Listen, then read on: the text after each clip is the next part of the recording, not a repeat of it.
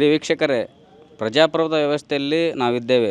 ಪ್ರಜೆಗಳಾದ ನಾವು ಪ್ರತಿಯೊಬ್ಬರೂ ನಾಳೆ ನಡೆಯುವಂಥ ಮತದಾನ ಹಕ್ಕನ್ನು ಚಲಾಯಿಸಬೇಕು. ಈ ದಿಸೆಯಲ್ಲಿ ಏನು ಹಬ್ಬ ಹರಿದಿನ ಜಾತ್ರೆಗಳ ಸಂದರ್ಭದಲ್ಲಿ ಮತ್ತು ಏನು ಚುನಾವಣೆ ಸಂದರ್ಭದಲ್ಲಿ ಪೊಲೀಸ್ ಇಲಾಖೆ ಭಾಳ ಪ್ರಮುಖ ಪಾತ್ರ ವಹಿಸುತ್ತದೆ.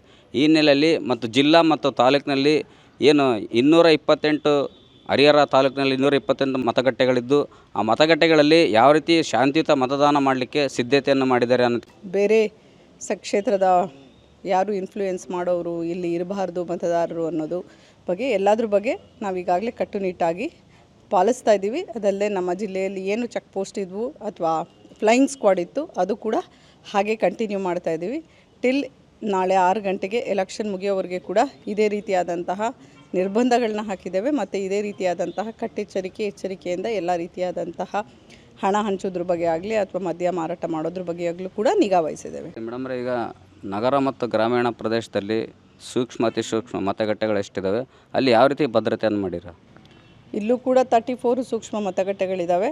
ಅಲ್ಲಿ ನಾವೀಗಾಗಲೇ ಎಲ್ಲೆಲ್ಲಿ ಬೇಕಾಗಿದೆ ಅಲ್ಲಿ ಕೂಡ ನಾವು ಎಕ್ಸ್ಟ್ರಾ ಫೋರ್ಸಸ್, ಈಗ ನಾರ್ಮಲ್ ಮತಗಟ್ಟೆಗಳಲ್ಲಿ ಒಬ್ಬರಿದ್ದರೆ ಅಲ್ಲಿ ಎಷ್ಟು ಜನ ಬೇಕು ಅದನ್ನು ಕೂಡ ಹೆಚ್ಚಾಗಿ ಹಾಕ್ಕೊಂಡಿದ್ದೇವೆ.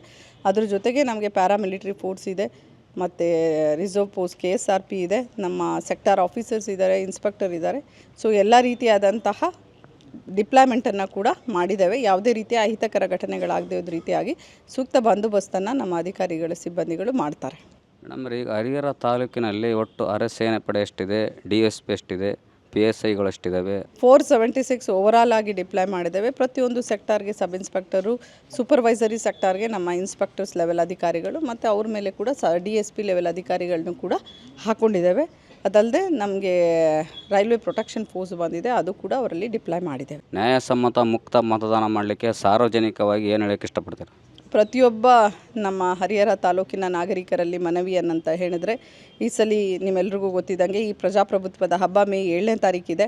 ಬಿಸಿಲು ಕೂಡ ಜಾಸ್ತಿ ಇರ್ತದೆ. ಹಾಗಾಗಿ ಬೆಳಗ್ಗೆ 7 ಗಂಟೆಯಿಂದನೇ ಮತದಾನ ಶುರುವಾಗ್ತದೆ.